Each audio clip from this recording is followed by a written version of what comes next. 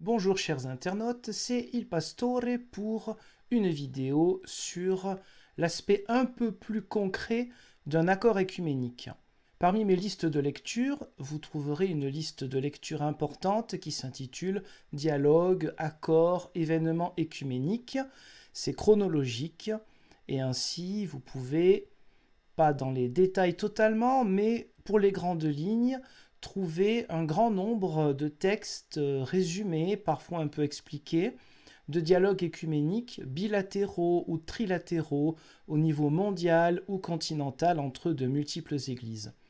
Mais pour l'aspect un peu plus concret, voici une vidéo qui essaiera d'expliquer en simplicité comment ça se passe un accord écuménique. D'abord, rappelons que l'écuménisme se vit de différentes manières. Il se vit d'abord dans la prière, dans des liturgies communes, il se vit aussi dans la diaconie, c'est-à-dire l'engagement au nom du Christ auprès des personnes qui ont plus de problèmes que nous, que ce soit sur le plan matériel, sur le plan sanitaire, etc. L'écuménisme, le dialogue pour l'unité des chrétiens, se vit de manière très diverse et variée. Mais pour pouvoir avancer sur les problèmes épineux, notamment en matière de doctrine ou de dogme, il est évident que sans dialogue théologique, sans travailler sur ces points épineux, on ne peut pas avancer. C'est pourquoi, depuis de nombreuses décennies maintenant, il existe des dizaines de dialogues écuméniques officiels entre de nombreuses églises chrétiennes sur les plans national, continental, international. Donc d'abord, pourquoi ? Pourquoi ces accords ou dialogues écuméniques ? Bien sûr, ces accords, ces dialogues écuméniques existent parce qu'il y a la honte d'un scandale qui est celui de la désunion des chrétiens. Cette honte, elle est ressentie depuis très longtemps. Depuis l'époque de la Réforme, elle pose problème, même au sein des églises de la Réforme. Il y a eu des essais au XVIe, XVIIIe, XIXe siècle d'avancer ensemble, ça n'a pas forcément fonctionné. C'est au XXe siècle que des dialogues fructueux vont permettre plus d'unité entre les églises de la Réforme et même la pleine communion entre de nombreuses églises de la Réforme, notamment luthériens, réformés, à côté de cela aussi la communion anglicane, etc. Dans les grandes étapes des dialogues au niveau mondial, il y a bien sûr la création du Conseil écuménique des Églises en 1948, qui réunit les églises orthodoxes, d'autres églises d'Orient, toutes les églises protestantes et des églises un peu moins connues. Et il y a un lien entre le Conseil écuménique des Églises et l'Église catholique romaine, qui n'en fait pas partie, mais qui est en dialogue quand même. Prenons l'exemple concret, le dialogue réformé et catholique romain. Réformé, c'est-à-dire une branche du protestantisme qui s'inscrit dans la lignée d'un réformateur pas très connu, mais qui s'appelait Zwingli, qui venait de Zurich, qui a commencé la réforme à la même année que Luther en 1517. Calvin est plus connu côté francophone, mais cela commence avant Calvin. Donc le côté réformé, le côté catholique romain. Comment ça se passe pour arriver à des dialogues et à des accords, même si bien sûr il y a de grandes différences qui existent encore. Eh bien, en 1970, il y a la fondation de l'Alliance réformée mondiale, qui depuis 2010 s'appelle la Communion mondiale des églises réformées. Donc vous l'aurez compris, c'est l'ensemble ou la quasi-totalité des églises qui s'inscrivent dans cette tradition dite réformée, certains disaient calviniste, mais pas seulement, au niveau mondial. D'un autre côté, il y a le secrétariat pour la promotion de l'unité des chrétiens au Vatican. Ils discutent pendant des années. Ils ont des thèmes précis pour arriver à un accord. Premier accord, premier texte écuménique mondial, 1977, qui s'intitule « La présence du Christ dans l'Église et dans le monde ». Donc on a un thème particulier, mais qui évoque bien des choses quand même. C'est le fruit de plusieurs années de séances de travail au niveau mondial entre des théologiens délégués par chacune des églises ou communions. À qui s'adresse le texte final ? Le produit fini, si j'ose dire. Il s'adresse d'abord aux instances qui elles-mêmes ont délégué les théologiens reconnus pour dialoguer avec les autres théologiens de l'autre église en face. Les instances dans l'église protestante, ce sont avant tout les synodes nationaux qui délèguent, qui décident de certaines choses pour la vie de l'église nationale. Le but de ces dialogues, puis de ces accords écuméniques, Au départ, il y a plus de 100 ans, au début du XXe siècle, le grand rêve, peut-être grande illusion, était d'arriver à fusionner toutes les églises en une seule.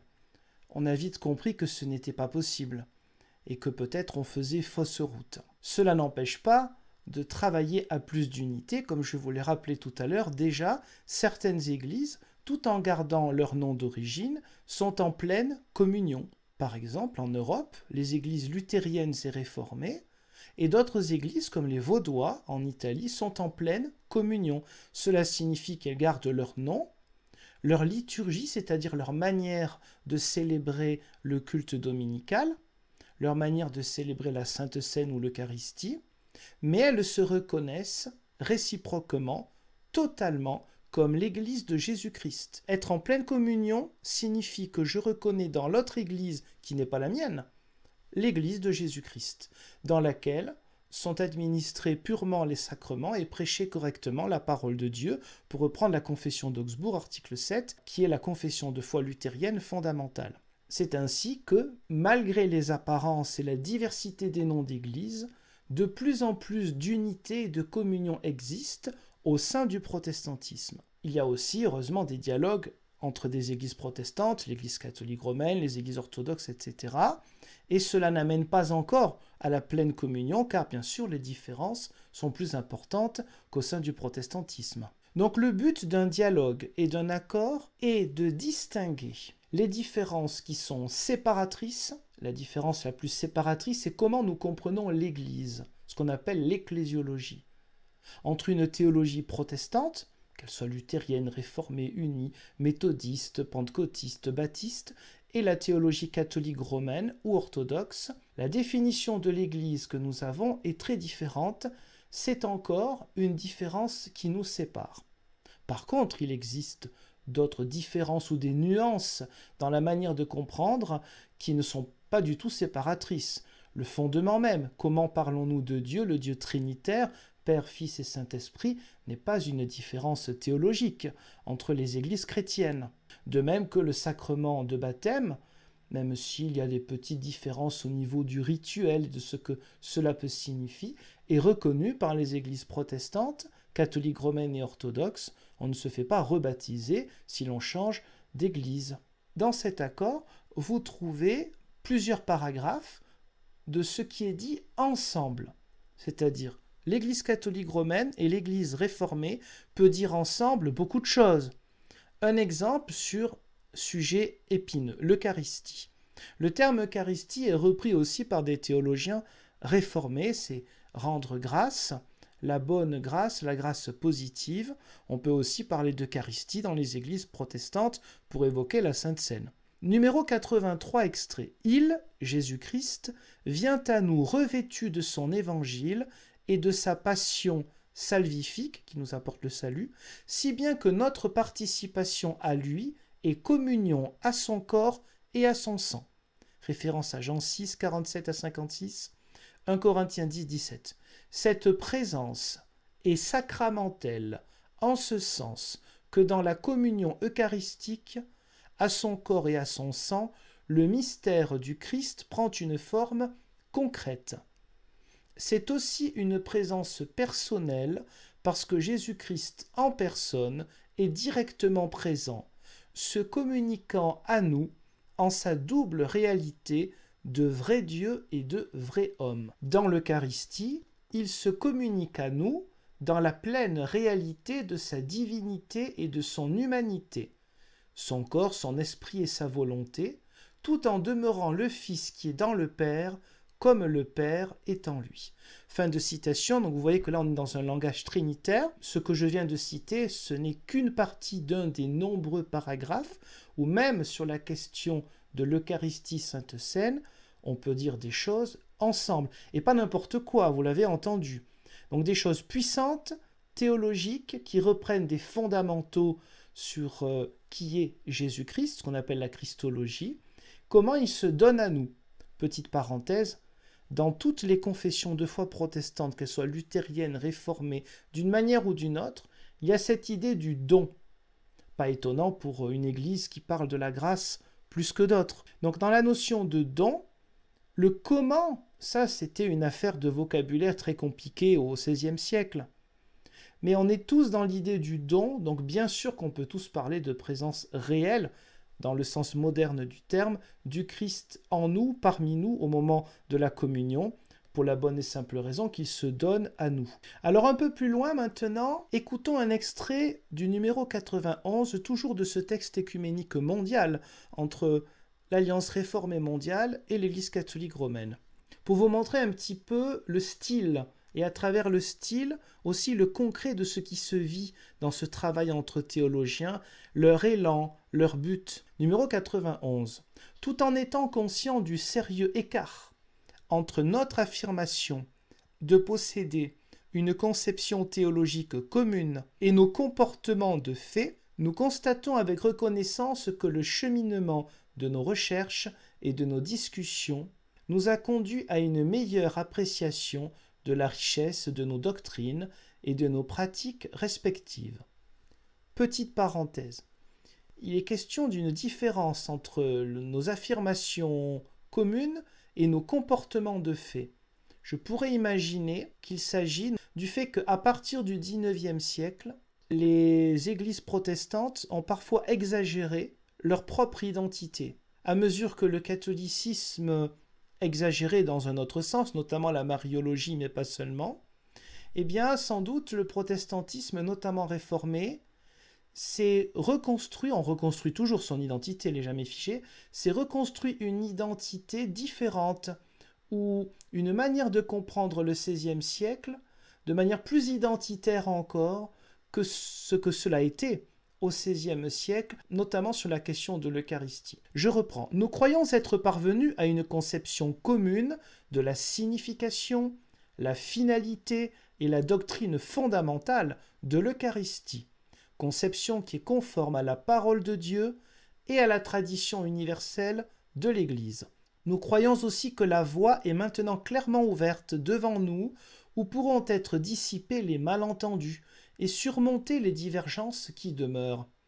Certes, le vocabulaire, né dans des climats polémiques du passé, ne se prête guère à rendre adéquatement compte de l'étendue de ce qui est commun dans les conceptions théologiques de nos églises respectives.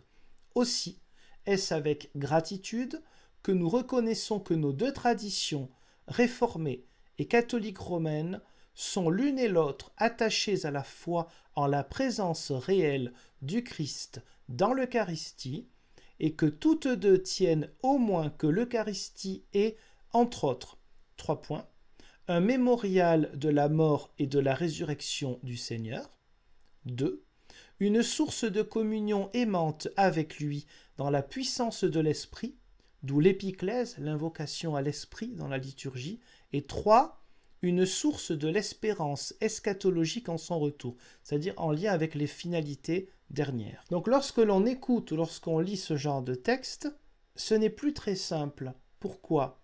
Lorsqu'on est habitué à des antagonismes parfois exagérés entre les deux églises, si on lit ce genre de texte, si on s'en inspire, si nos églises prennent un peu plus l'habitude de les communiquer, de les expliquer aux fidèles des deux églises, nous nous rendrons compte donc que nous sommes plus proches que ce que nous pensions. Mais c'est difficile lorsque l'on a pris l'habitude, même inconsciente, à travers les siècles, de se croire soi-même plus éloigné qu'on ne l'est réellement de l'autre. Donc cela prend du temps, et ainsi de retravailler sa propre identité, où on va se dire non, ce n'est plus un point fondamental, très grave, nos différences d'approche sur l'Eucharistie. La vraie différence, elle est, si j'ose dire, derrière, c'est-à-dire le ministère qui célèbre, et derrière le ministère, l'Église, car c'est là le vrai mur en béton armé. Sur l'Eucharistie, on a avancé, personne ne le sait, c'est un peu triste. Pourquoi on ne le sait pas ? Parce que nous ne pouvons pas communier avec l'Église romaine, ce qui est aussi un scandale et une source souvent de tristesse entre nos églises, même au sein de l'Église catholique romaine, une source de tristesse. Et donc on s'imagine qu'on est toujours resté au XVIe siècle. En réalité, non. Mais c'est sûr que ça ne se voit pas forcément. Voilà, donc je m'arrête là pour cette présentation afin que ce ne soit pas trop long. pour vous donner ainsi un peu un accès pas trop compliqué, car ce n'est pas toujours très simple, à ce qui se passe dans les accords œcuméniques, en souhaitant, Dieu voulant, que vous soyez encore plus intéressés par cela et engagés pour plus d'unité entre les chrétiens. Je vous remercie et vous donne rendez-vous, Dieu voulant, pour d'autres vidéos. Au revoir.